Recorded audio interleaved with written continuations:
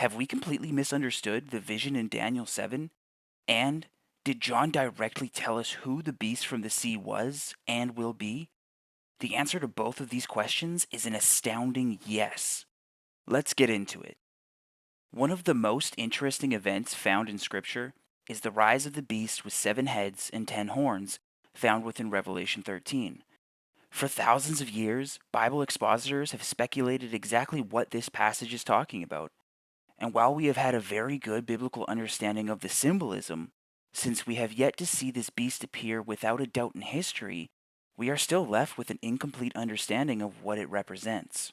Many have made the connection between the beast from the sea and the 4 beasts depicted in Daniel chapter 7, leading to an abundance of potential interpretations of Revelation 13, verses 1 through 10.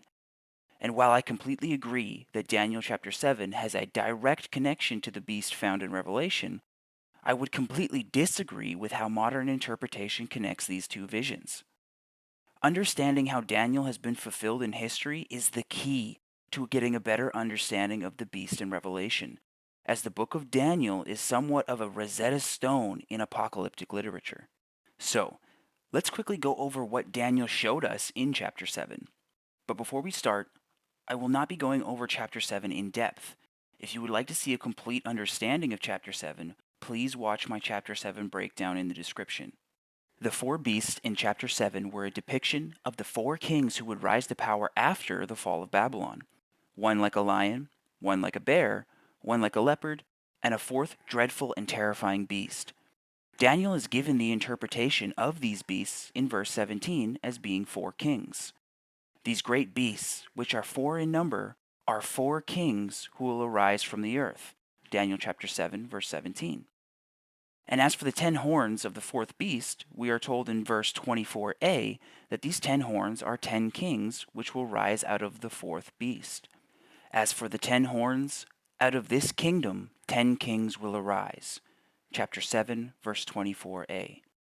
So now we know that these 4 beasts will be 4 kings, and the 10 horns represents the 10 kings of the 4th beast's empire. We see this take place in history immediately after the fall of Babylon, with the rise of the Medo-Persian, or Achaemenid, Empire. The first 4 kings are Cyrus the Great, his son Cambyses II, and his other son Smerdis, or Bardia, and finally Darius the Great.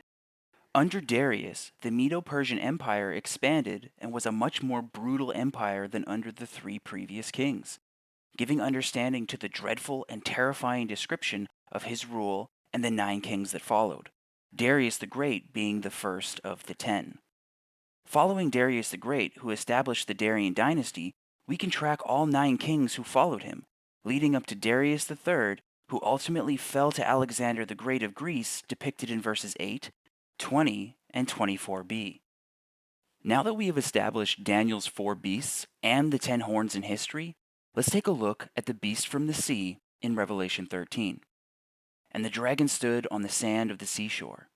Then I saw a beast coming up out of the sea, having 10 horns and 7 heads, and on his horns were 10 crowns, and on his heads were blasphemous names. And the beast that I saw was like a leopard, and his feet were like those of a bear, and his mouth like the mouth of a lion. And the dragon gave him his power and his throne and great authority. I saw one of his heads as if it had been fatally wounded, and his fatal wound was healed, and the whole earth was amazed and followed after the beast. Here we are given a description of the beast, which has attributes from all 4 beasts in Daniel 7. This beast is like a lion, a bear, a leopard, and has 10 horns. This gives us an immediate understanding that this beast should be compared to the Medo-Persian Empire, as it has attributes of all the Medo-Persian kings depicted in Daniel. The main distinction of the beast in Revelation 13 is the addition of the 7 heads, which Revelation 17:10 explains. And they are 7 kings, 5 have fallen, 1 is, and the other has not yet come, and when he comes, he must remain a little while. Many have tried to apply this to the Roman emperors, but this connection seems to fall into far too much speculation and ultimately means holding to a preterist view of Revelation. This just does not fit within the frame of Revelation and history. So let's look at it in terms of empires that have had dominion over the land of Israel and the Jewish people. As the entire Bible is an Israel-centric book, this only makes sense. Do we see these 7 empires in history? Yes, we do. Egypt, Neo-Assyria, Neo-Babylon, Medo-Persia, Greece, Rome, and the Islamic caliphate. 5 have fallen, 1 is, and 1 is yet to come. At the time of the writing of Revelation, 5 major empires had already come and gone, while Rome was currently in power. And the next major empire to take control was the Islamic caliphate, which today is still trying to reestablish itself in the Middle East. Out of the 7 empires which ruled over Israel and the Jews, the Medo-Persians and the Islamic caliphate are the only 2 that had monotheistic faiths. And upon closer inspection, we can see that these 2 faiths are practically the same at the core. Let's compare. On the surface level, both Zoroastrianism, the faith of the Medo-Persian Empire, and Islam have many identical practices. Both Muhammad and Artaviraf, a Zoroastrian priest, have night journeys which take them through the several layers of heaven, leading them to their supreme deities, Allah and Ormazd. Both Muhammad and Arta are instructed to go back and teach all believers to pray 5 times a day. Both Zoroastrianism and Islam pray in relation to the sun: dawn, noon, afternoon, evening, and night. Both have calls to pray at the mosques in Islam, and a ringing bell from the temples in Zoroastrianism during these 5 times. Both Islam and Zoroastrianism require believers to wash their face and limbs before prayer. Both are to cover their heads while praying. Muslims pray towards Mecca, and Zoroastrians pray towards the fire in the temple.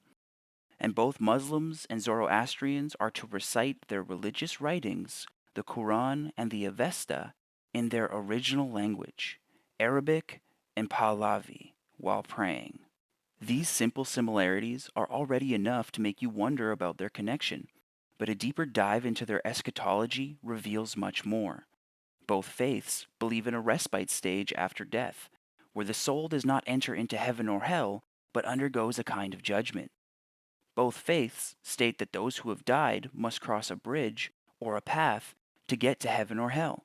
And after crossing this bridge or path, believers are met with a personification of their deeds. In Zoroastrianism, it states good deeds will manifest as a beautiful maiden, while bad deeds will manifest as a horrible hag. Islam likewise states that good deeds will manifest as creatures of pleasantry, while bad deeds manifest as tormenting creatures. Both faiths include a spiritual scale that weighs both the good and bad deeds. If the good outweighs the bad, then one is accepted into heaven, but if the bad outweighs the good, one is sent to hell. And both state that if these good and bad deeds balance each other out, then the believer would not go to heaven or hell, but to a middle abode in which there is no suffering, but they cannot enter heaven. Ibn Qutayba, a renowned 9th century Islamic historian, has made note that Zoroastrianism has been practiced in Arabia long before Islam emerged. So while many make the connections of Judeo-Christian influences on Islam, history illustrates the long exposure and influence of Zoroastrianism on the forming of the Islamic faith. So, why is this connection important? Well, because we are told in Revelation that the beast from the sea was, is not, and will come, in Revelation 17:8, and that out of the 7 heads, the beast which was and is not is himself also an 8th, and is one of the 7, Revelation 17:11. What this illustrates is that the 7th head, or empire, is one of the previous 5 empires before Rome, as Rome was the empire in power during the time of Revelation and does not fit this description. The next empire to rule over the land of Israel and the Jewish people was the Islamic Caliphate, which we can now see is an evolved continuation of the Medo-Persian Empire. So now we can understand that the final 8th head, which is one of the 7, can only be the Islamic Caliphate. The Islamic Empire ended, or was slain with the end of the Ottoman Empire in 1922, the same year when the Palestine Mandate was approved by the League of Nations, which paved the way for the modern state of Israel to exist today, officially ending any Middle Eastern empire's reign over Israel and completing the formation of the seven heads. In recent years, we have seen an increase in the desire for the caliphate to return. Thus, we see the eighth head slowly emerging as a revived seventh head of the beast.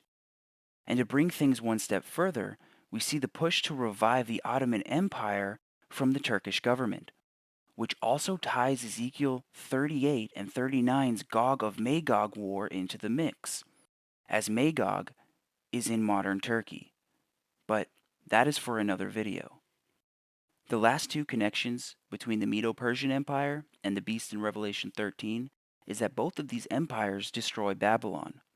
The Medo-Persians take over Neo-Babylon, and the beast from the sea destroys Mystery Babylon in Revelation 17. And a small but intriguing connection about the diadems on the horns of the beast is when we look at the Greek word for crowns or diadems, we see the biblical usage of this word is, quote, a blue band marked with white which Persian kings used to bind on the turban or tiara. Yet another connection back to the Persian kings. I will try to release another video in the future if this connection yields any more understanding within Scripture, and we will definitely be going over Mystery Babylon in a future video. I hope this video has opened your eyes to the deeper connections between Daniel 7 and Revelation 13, and why it's important to understand Daniel properly. Please do not take my word as authoritative, but do your own studying to test these claims and connections. Remember, I make these connections to help widen our understanding of end times events, and I hope this sparks conversation which leads to our own revelation of Scripture. May the Lord bless you and keep you. Until next time.